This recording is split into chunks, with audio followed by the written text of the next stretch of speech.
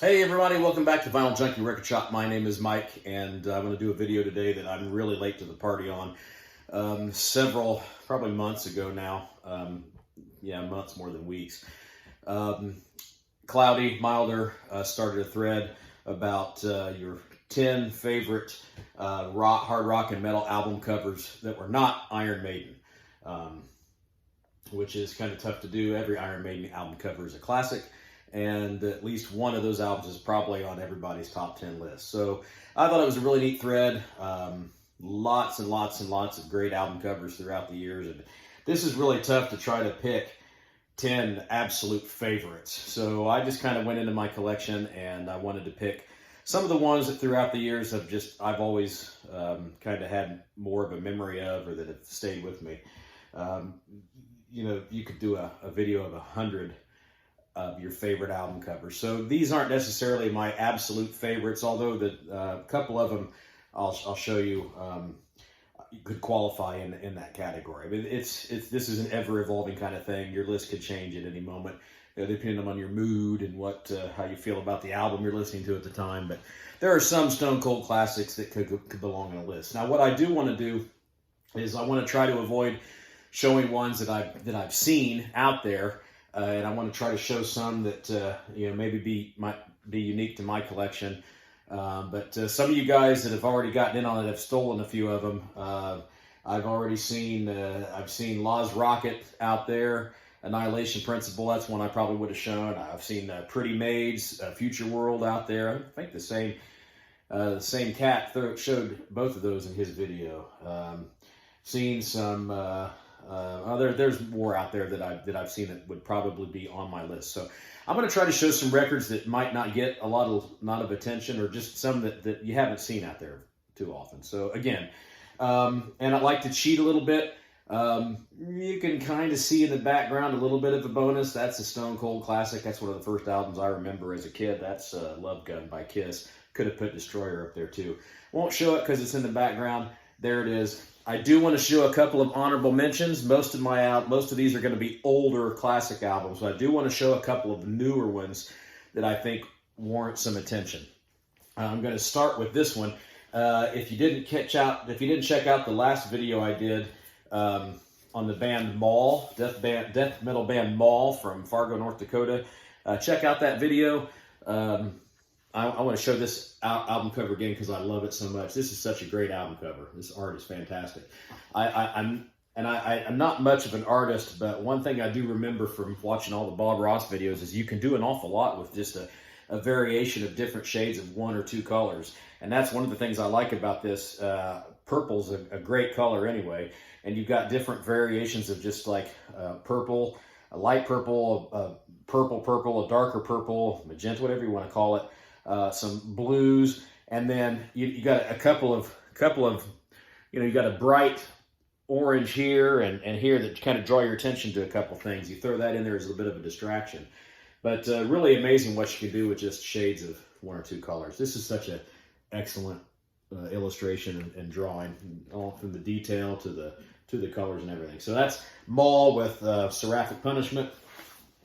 And then this one came out last year, and I thought this was just amazing cover art. I'm going to try to keep the plastic on. I don't think it'll be too much glare. This is Craven Idol with Forked Tongues, and I just thought this art was captivating. I like how it's kind of focused in there. You can see kind of the three-headed beast here, and the warrior in his flying chariot. I like how it's certainly not abstract, but I like that it's kind of not super detailed either. So it leaves things up to the imagination. But I just think the color scheme is really neat, and I think the illustration is really cool. So this is, again, Craven Idol with Forked Tongues, a black and thrash metal band out of the UK. All right, so now in no particular order, I'm just going to go through these, and let's show a few. This one was always one of my favorites as a kid. This is a classic album cover. This is Nazareth with No Mean City. Rodney Matthews is the artist. He's done a few different album covers. Obviously, there's another guy you may be seeing later that this style is kind of reminiscent of. But it's just that whole kind of creepy warrior fantasy background type of thing. Always like this album, and this is actually one of Nazareth's heavier albums, so this cover is appropriate for that particular album. How about this one? Always thought this one was pretty cool too. This is Blue Oyster Cult with are you kidding me? Fire of Unknown Origin. Sorry, I'm old. Sometimes I have to think that they don't fire on all properly. But Fire of Unknown Origin, great album cover. Good use of colors. I like the color scheme in this, and the illustration is pretty cool. It's kind of creepy, really, and it kind of sort of fits the whole vibe of the band. You know, Blue Oyster Cult's, you know, thinking man's metal. You know, an overused term for the band, but you know, very heavy moments from time to time without being crushing, and just this kind of somewhat creepy cast of characters on this album kind of is, I think, good imagery for that band. But yeah, it's a great album cover. Okay, not necessarily a real hard rock band. I mean, there's Southern rock, Southern hard rock. I just have always thought this album cover was really cool. And I used to have this on cassette. And just, you know, in a smaller format, it looked a little more ominous. But I've just always liked this album cover. This is the Outlaws with the Los Hombres Malos. Again, kind of a different color scheme with the green and white. But I like this. It's a horse. And on one side, you know, I kind of always looked like I thought it was kind of like a skull. But you can see it's not really that. But just this half and half image of the horse gives it kind of an eerie feeling, and it makes the album look like it would be, you know, more of a harder sounding album than what you'd expect from the Outlaws. But these Outlaws albums in the later years of the band, with the addition of Freddie Salem, guitar and vocals, that guy brought a really 80s style hard rock sound and edge to the band, especially the songs that he wrote. Interestingly enough, Rick Kua played bass on this album too. Rick Kua would go on to be a rather popular guy in contemporary Christian rock music. But yeah, always liked this album cover by the Outlaws, Los Hombres Malos. Another one that I got this album, I think, at a Woolworth's dime store on cassette as a kid. I just thought this looked really cool. This album cover was always really cool. And this is Mother's Finest with Iron Age. It's got that kind of, just that alien heavy metal looking guy on there. And anybody that's watched any of my videos knows that I'm a huge fan of this band. Terribly underrated hard rock band that incorporated some funk and soulful elements. A hard rock band out of Atlanta, Georgia. They're still around today making music today. And this album, track for track, pound for pound, this album stands up against any of the classic 80s hard rock and metal albums. Just a fantastic album. There's the back of it there. But yeah, just kind of get a look at that guy up close. You know, looks like something out of Predator, long before the Predator movie was out. But yeah, just looked hard rock and metal to me. Didn't know what to expect, and then really loved the band. Okay, this one might not be real cool in today's world with, you know, just the modern political climate, but I always thought this was a really cool album cover. This is Wasted with Vices. It's got this lady with the chains here, this Nosferatu looking guy. Of course, Women in Chains was one of the singles from the album.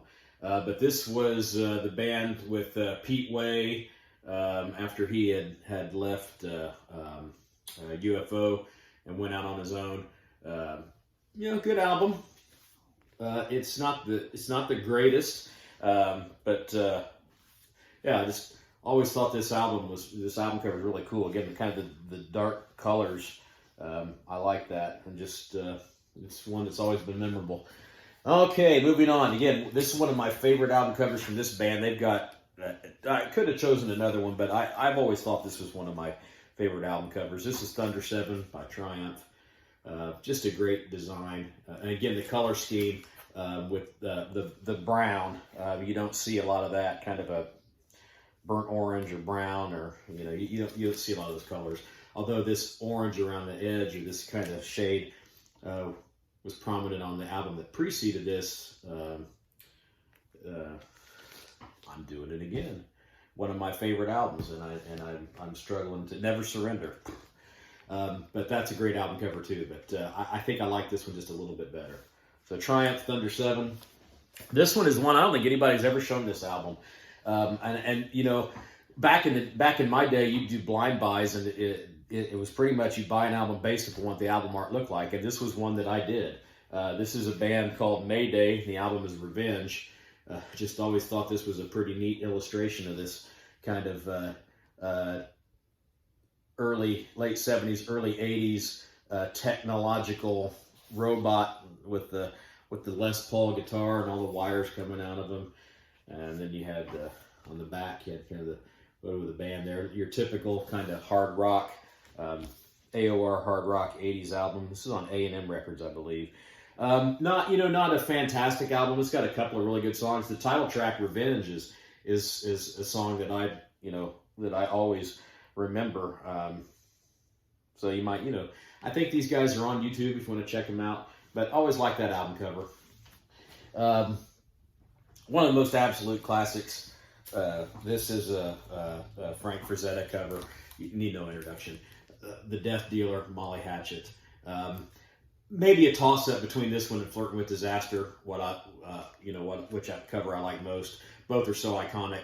Flirting with Disaster is one of my favorite albums of all time. I think it's a harder rocking effort than this one. This just looks like something you'd find on a modern death metal album. But just classic, iconic. The color scheme, the illustration, the band banner. It doesn't get any more classic than that. And you got the band looking all badass on the back. Molly Hatchet is one of the greatest rock bands of all time. Sadly, that every one of these guys that you see on there, all of them have left us, and they're all gone. But the band does carry on with Bobby Ingram, and they still rock out. So I'm still happy that they're out continuing to play Molly Hatchet music. But this is one of the most iconic rock and roll album covers ever. All right, we're down to the final two, and either one of these could be my favorite on any given day. So let's just get them out there. I've always loved this album cover. I've always loved this album. I think this is another one of the most underrated rock bands in the history of all rock and roll. They should definitely be in the Rock and Roll Hall of Fame, and they just get no love and respect from a lot of the critics. And it's Thin Lizzy. And this is their album, Thunder and Lightning. Again, just such great use of the dark colors. Love this fist coming out of this ground, this rock, with the metal studs. And then you've got this guitar in the back, electrified, and, the lightning strike. You don't get the classic Thin Lizzy logo. But again, this album cover just works. And then the back is got one of a really great live photo of the band. You can kind of see that there.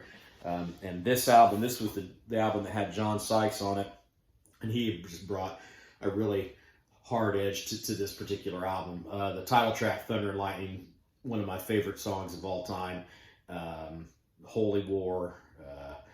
This is the one. Cold Sweat was covered by Megadeth. That's such a great song.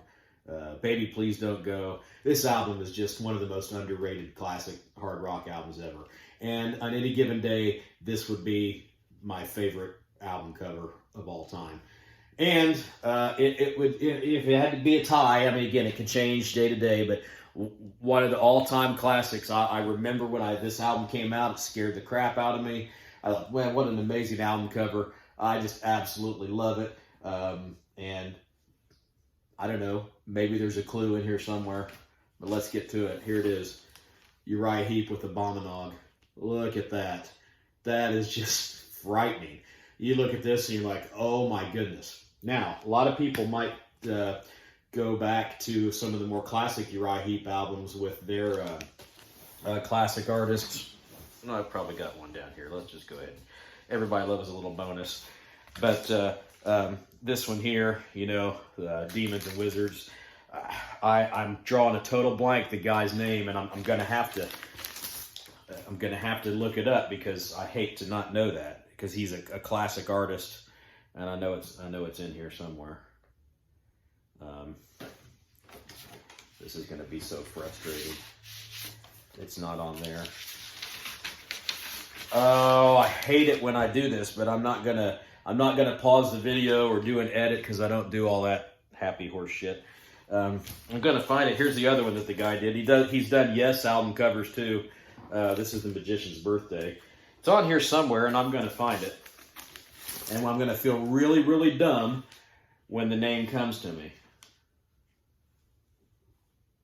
Can't see very well either.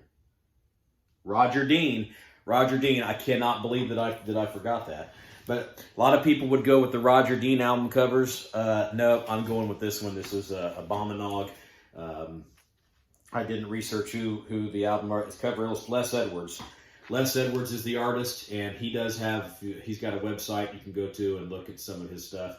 But such an amazing album cover. Again, this red, orangey kind of this demon pops out of it. It looks so real.